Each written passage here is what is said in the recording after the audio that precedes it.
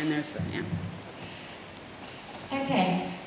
We had a group of us in Guildford and surrounds who'd been talking about energy projects, and we thought we can just get a bit of money from the community and put some solar panels on some local businesses and sell the power to the people that are in those businesses. How hard can that be?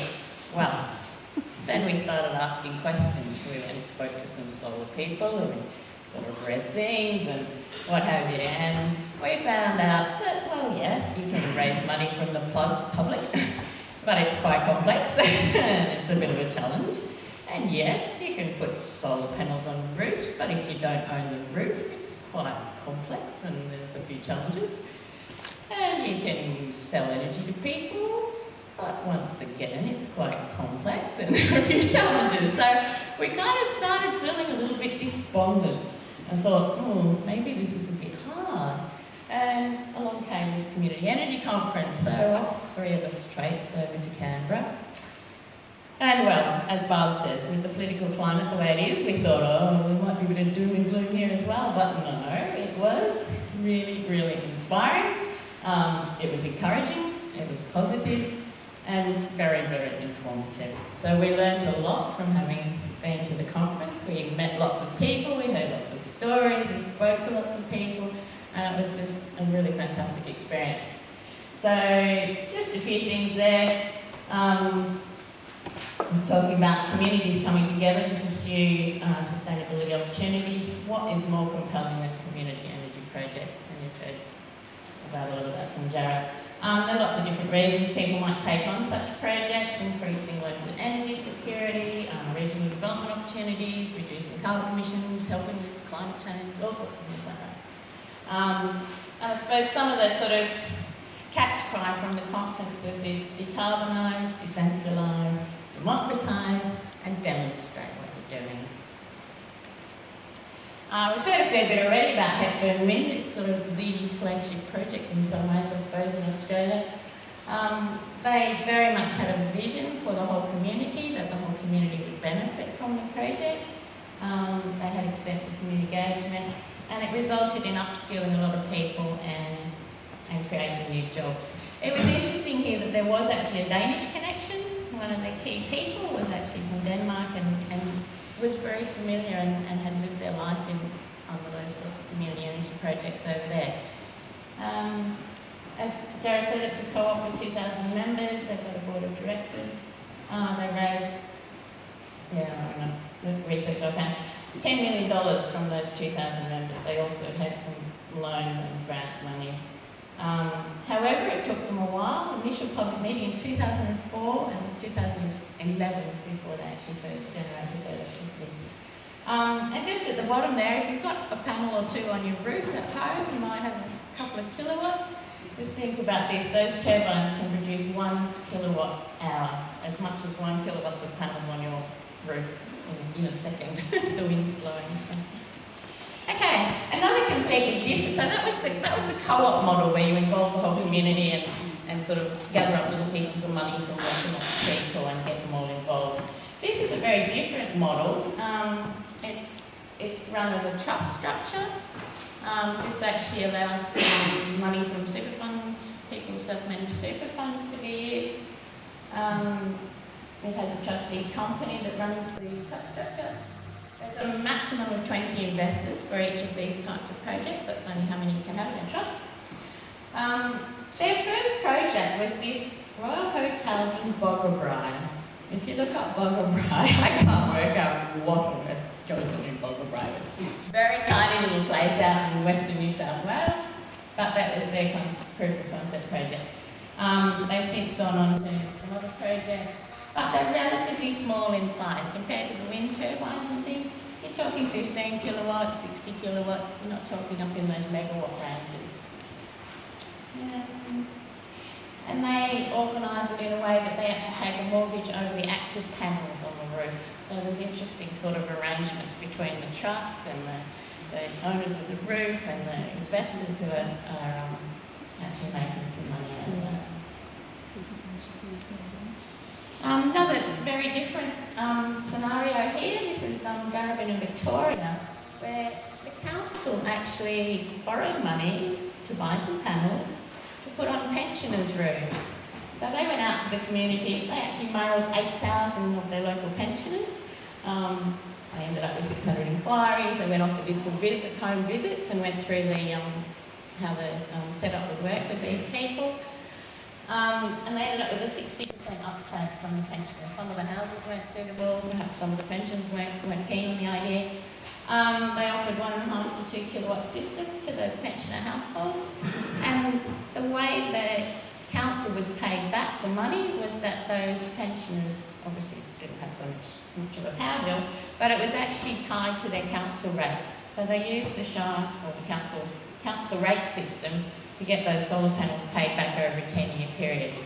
So you can see it's not about other investors, it's just a completely different model. And the debt stayed attached to the property. So if those pensioners moved on, then the SHAR still recovered their money over that 10-year period from those people. What is that? Victoria, it's a suburb of Melbourne, a bit north of central Melbourne.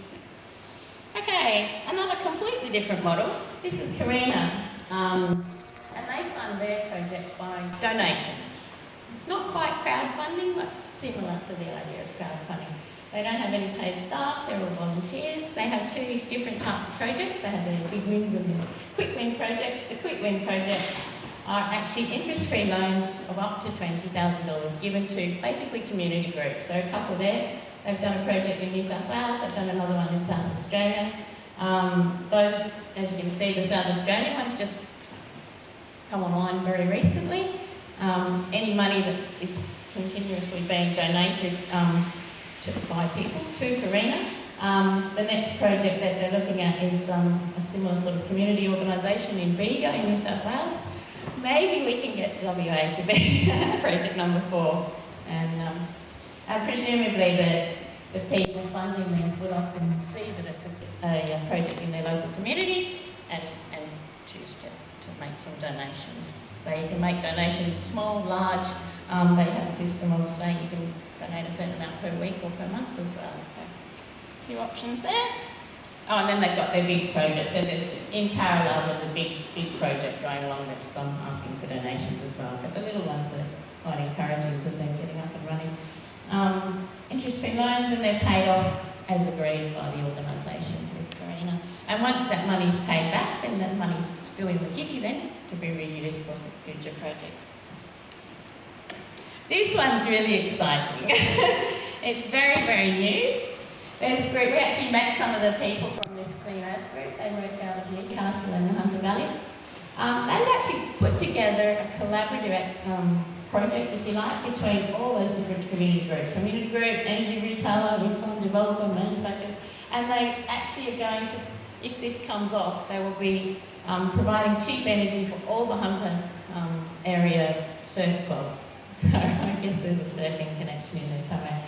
But they've actually, there was this wind turbine picture here, but this group has actually tended to take over and run and maintain that wind turbine for the benefit of the community.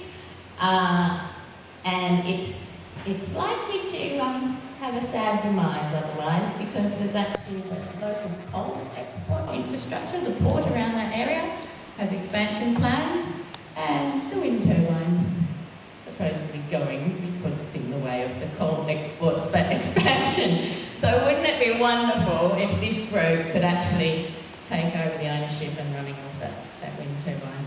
I just thought that was kind of a cool story, and it only happened a week or 2 ago. Okay, so just to summarise, I suppose we're talking about this core. We're talking about the conference introduced this terminology, I suppose, of core projects, community-owned renewable energy projects. And as Jarrah said, we're looking at that sort of 10 kilowatt to 10 megawatt range. How do these come about? I mean, first of all, you need the inspiration, and once again, this Wilpolsried in Germany. In 2013, they produced 496% of their own renewable energy. They've got solar panels all over everything, they've got wind turbines up the road.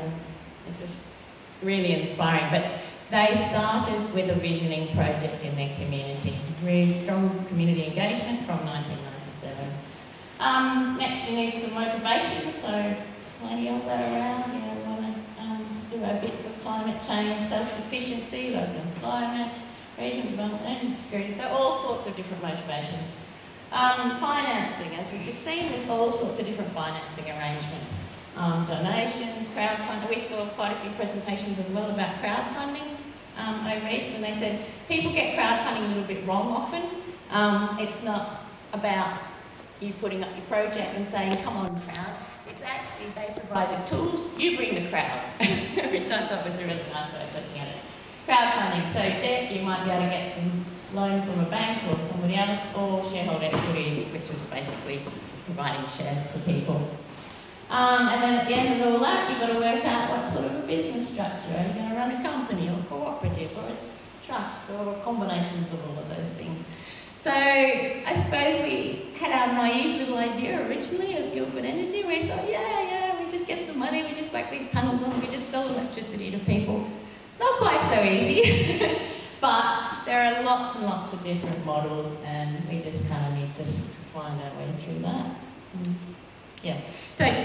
And different projects, different structures and different financing arrangements and things suit different types of projects. So it's a matter of finding a project and then sort of working out what's the best way to go about making it happen. So, Tom there? Yeah. So I'm going to hand over to Tom now. He's going to, some of you may have been at the forum that we held a few months ago for the first time at Guildford Energy, when we presented our nice little naive notion about how we were going to do all of this. And Tom's going to give a bit of a feedback on what came out of that